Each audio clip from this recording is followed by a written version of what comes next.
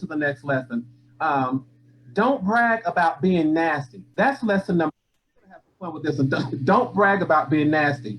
You will discover that some people constantly brag about how they used to be nasty and how they used to curse people out or how they used to get people told. It's one thing to share your journey for the purpose of helping someone else with their growth, development, and maturation. But it's a completely different thing to brag as to the effect of intimidation. If you constantly brag about how you used to be nasty, chances are you still nasty. Now we laugh and we talked about this, but this lesson is all about maturing, about appreciating the beauty of growth and your self evolution. And God knows we all got a past. We all have a past, and everything in our past wasn't necessarily pretty. But when we glorify, when we take the time to glorify the ugliness of our past, I think we're tarnishing the beauty, the potential beauty of our present. Mm-hmm. And I always hope, and we talked about it, I always hope that people will be gracious enough to not remember me for who I used to be. Yeah. But allow me to have become the person that I am. Mm-hmm. You said something about used to be earlier, Debra. What was that about? Yeah, so I said when I was younger, we used to say that used to be's don't count anymore. They just lay on the floor until you sweep them away. Ooh, wait a minute. Say that again. Used to be don't count anymore. Go ahead and sing it, lay on Debra. the floor until you sweep them away. Wow. Let me grow. Let me grow. And the thing about it is a lot of times we can't, we go back and forth, but we can't move to the next level because we're still stuck where we were. Wow. So and so it's important. Yeah, let me grow. Let me grow. And I think when you let me grow, or at least I will let you grow, and I trust that you will let me grow as well, because I'm not the same person that I was 20 years ago. I'm just not that person. And so people who brag about being nasty and they hold on to that, you really just, if you listen, you're still nasty. Yeah, you're still 12 years old. Yeah. You still, so don't brag about how you used to be nasty to the point of trying to intimidate people. That ain't cute. It's not cute. It's not. Nothing is cute about that. So in your opinion, what constitutes a nasty person? I don't know. For me, I think it may be. And don't talk about each other because you don't need to reveal your marriage secrets. I'm joking. Yeah, right. Are you talking about nasty? Oh, Lord Jesus. Oh, is this rated R? Or is this? You go ahead. I think one of the elements of that could be someone who is not concerned with how someone else feels. Wow. So the things that I say, how it may affect someone else. And I think that's one of the main elements of someone who can be nasty. And a person that's not receptive to constructive criticism. Right. Because there's no way that you have gone through life being nasty and didn't have not one friend that would tell you the truth about you. And that a lot of times that's the issue. People are okay with you being you until you're you to them. And so you need one of those you to them in their lives. If not, you will continue to be nasty. And I think it's just entitlement and not knowing how to detour from that place. And sometimes it's really trying to find themselves. They don't even know who they are. Okay. I got to chime, you all. I got to chime. So it looks like, hang on, it's question and answer time. But I got one question. That's all right. I'm going to bring in, this is when the producers of the show, they want to come on in. So, all right, come on in. Looks like it's time for a question and answer. Let's see. Did I? Good morning on today. Hello. There. Hey, hello, hi. Okay. Hello, hi. Listen, I was ringing your bell. I've been standing at the door. Well, come on in. I'm in. Listen, hello, my family from Arapahoe. Listen, my Mama T, Mother Annie, my mother still lives in Arapahoe. Cousin Minnie, Cousin Minky, Miss Judy. Now listen, BBC members, Y'all cheated on me last night, on Tuesday night. What did they do? Talking about something. There he is. I saw you. There he is. There he is. Well, here she is. Hi. Type in the comment. There she is now, Juan. Since you thought you was outdoing me, here I am. I love her. Listen, if anybody is joining for the first time, two of my very good friends really are the producers behind the Let's Talk the Color. It's Juan and Devin. So if you missed this past Tuesday, Juan showed up. So now Devin is trying to, as the young folk told me, the language is clap back. Because Juan thought he was doing something. So let me just say something about one thing about this show tonight. Turkey bacon is not bacon, okay? I just had to get that off my chest. It's just not. Right? I don't know what it is. Right. So welcome her. Thank you for joining us tonight. We have 3 questions, and so we'll get started. You guys ready for some questions? Ready. All right. Okay. So this can be anybody. Let me just. All right. So when you go to your mate, do y'all see me? Clearly, this question is not for me. Okay. I get it. Okay. When you go to your mate and apologize, when you realize you are wrong, how do you handle your mate's disregard for your apology? And is it a punch to your pride? For me, it's not. For me, I have to go and apologize, whether she receives it or not. If she doesn't receive it, it's not a punch to me. I just have to let her know that I recognize that I was wrong. And hopefully she'll come to her senses. And so let me add to that. Most times he's doing the apologizing. And a lot of times it's not because he's done anything wrong. It's because he wants to make the peace. I'm very stubborn. I don't want to hear it. I want to be mad for another 2 weeks. But he does a lot of the apologizing because he wants me to be happy at his expense. So therefore, you know, and a lot of times I'm the one that's like, whatever, you know, and a lot of times it's because I want a new bag or something like that. And, you know, sometimes you have to act like you're mad even when you're not mad so that you can get something in return. That was wisdom. Did y'all catch that? Okay, because she just gave us a nugget. All right, I'm gonna write that down real quick. Thank you. And it was also wisdom for, and I know, Morris, it's important for you because you have a grandson and teaching the next generation. It's not always about being wrong. Yeah. It's about respecting what I have. Right. About respecting and preserving. So it's not about me being wrong, but my engaging enough to observe what we have here. Oh, I love them. Y'all send some thumbs up. Did you see them kids on the first kiss I've had on the left side? Listen, ring the bell like you're at the wedding so they can kiss again. Ring, ring, ring, ring. You know how they do at the wedding? You have to kiss again. So listen, y'all are what the young people call couple goals. Have you ever heard that? You ever heard people say goals? The young people say goals when they like something like best friend goals or, you know. So y'all are couple goals. Oh, thank you. We're going to get t-shirts to say that. That's cute. That's cute. All right, so next question. Let's see. How has your diverse personalities helped your marriage? Oh my God. Also, I can speak to that. When we first got married, you know, so everybody knows I am the outgoing one. And so my husband is more reserved. And Can you speak just a little louder, Debra? Okay, I'm sorry. Everyone, I'm the outgoing one, and Morris is a lot more reserved. And so one thing that stuck with me over all of these years is I was trying to get him to speak up more. And so I never forget one time we were in a restaurant and I was like, okay, so you want to speak up more? Let the waitress know that I want my salad. I want an extra salad dressing. And so she came back and she didn't give me my salad dressing. He said, I'll take care of it. Well, she came back the second time and he didn't say anything. So I spoke up. And so when she walked away, he was like, well, how are you asking me to speak up when you spoke up for me? And I said, he said, if you speak less, I'll speak more. And so that right there was so profound. And we really balanced each other out. And I was telling Elder Cutler earlier, first of all, I know that God made him specifically for me because I'm very outgoing. You know, what I say is what I mean, etc. And he's like this all of the time. And so the balance is a lot of times if I go too far to the right, he doesn't open his mouth. He just give me that look.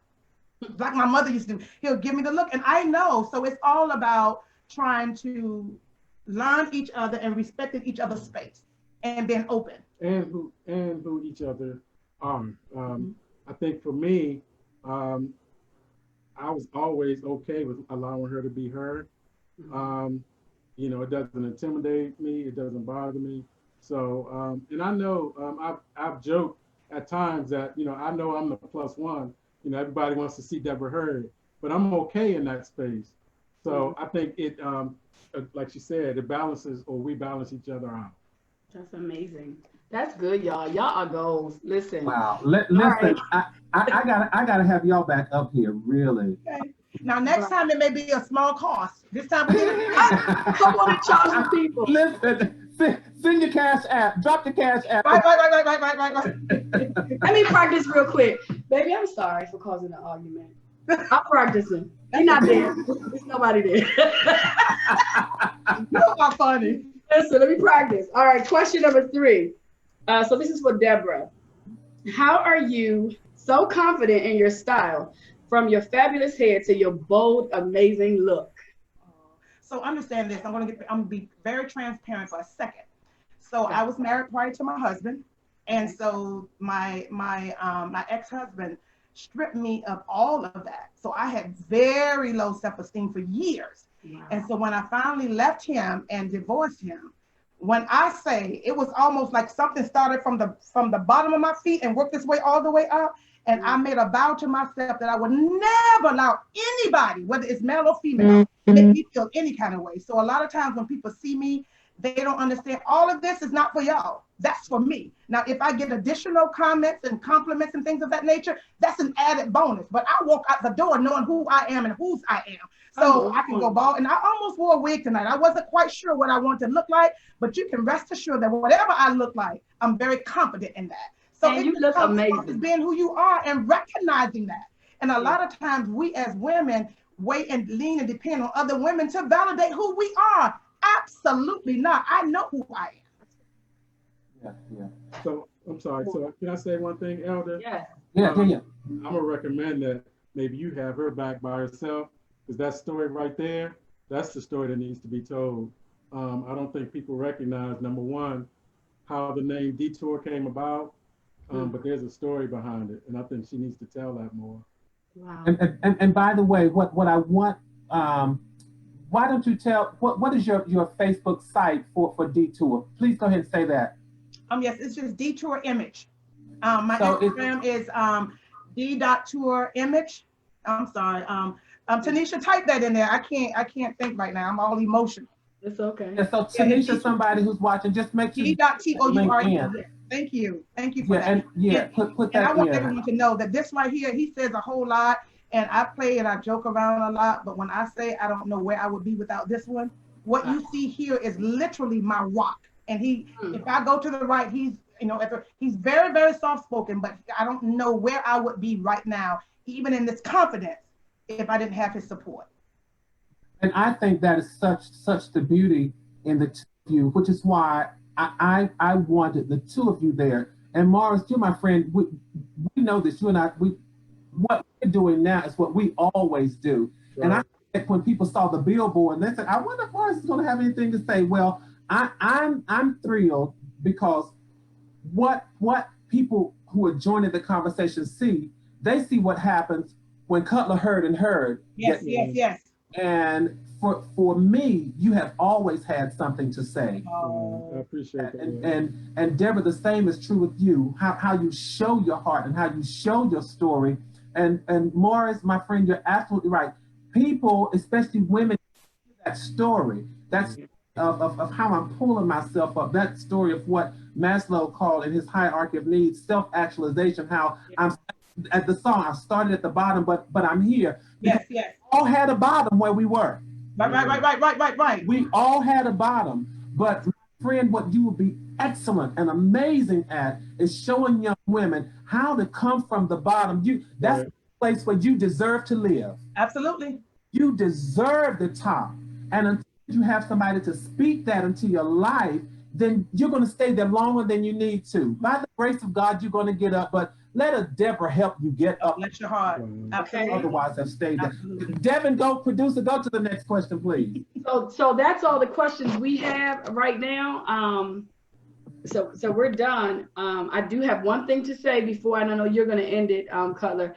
But virtual book club members, please remember, and those of you that are joining us for the first time, please remember to visit www.gbcutler.com to grab a copy of one of the books that we've been covering over the last few months.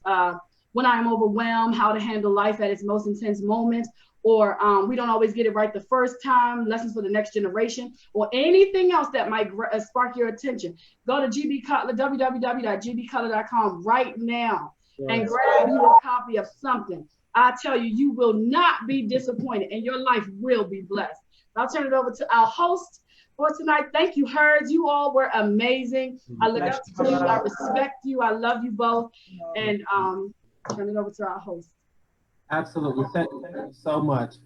You know, I wrestled with bringing up this subject, but I owe it to the truth of who I am to bring because I've been in pain for the past day or so.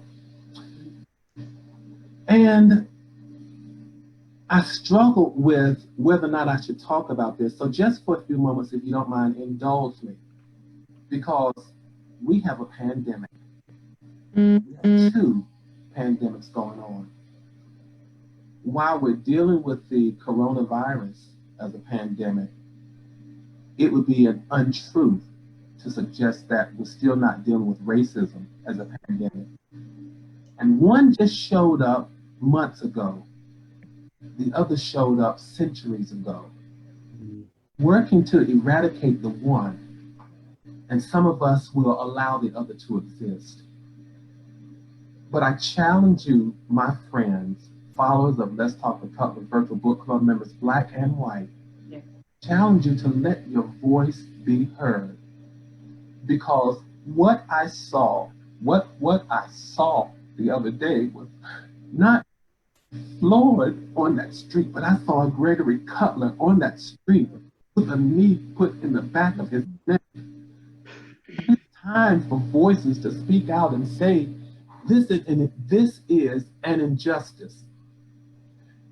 And as long as the genocide continues, it seems like we're okay with the genocide continuing.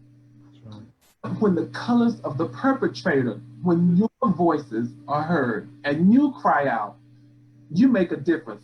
This is not just a Black war. This is a human war. And we beseech you of all colors to cry out in your places of worship, in your places of leadership, behind closed doors in your home, because just as sure as I am sitting here, and I know some of my friends, they say, that is him. That's the polished guy who has the law degree. That's the polished guy who is a university professor. That is the polished guy who is the associate pastor. But when I tell you I have been stopped, spoken to harshly, pulled out of my car, searched without consent for drugs and weapons, I so easily saw myself under a knee, and no fun. And it is no fun that me or my brothers or my nephews or my godsons or my cousins or my students, it's not right for us to have to live by another set of rules just because we're Black men. Thank you for indulging me, but let's be better. Let's let our voices heard. If you don't look like me, go behind closed doors and talk to your leaders, talk to your families, and say, God is not pleased with this. I serve a God who is not pleased with this. So we have to handle both pandemics. Thank you so much. I know this is a community, and thank you for allowing me to share this with the community. Let's keep on building community, maintaining connectivity. Keep your heads up, and during this difficult time, encourage somebody else, because when you look like me right now, it's a little hard to keep your hope up. Encourage people to keep their hopes up. Stay safe, stay sane, and until next week when we're visited by Bobby Dunmore and Paul Heflin, I'll see you then. Share this page, like this page. God bless you. Debra and Morris and Devin, why don't you all wave, but you don't go anywhere. Just wave to the people. Y'all show some love for my friends that heard, if you will. Thank you so much. God bless you all. Absolutely. Stay here, Debra and Morris. Devin, stay.